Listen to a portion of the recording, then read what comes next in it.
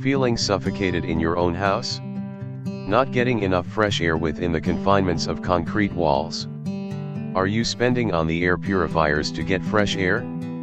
There is a better natural way. Planting indoor plants. Let's get started.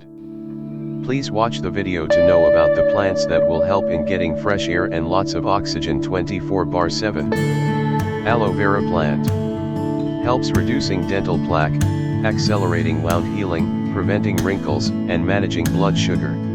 Money plant. This plant brings good fortune, wealth, prosperity, and happiness to the home. The areca palm plant. It is renowned for its ability to purify indoor air, making it a valuable addition to homes and offices. Snake plant.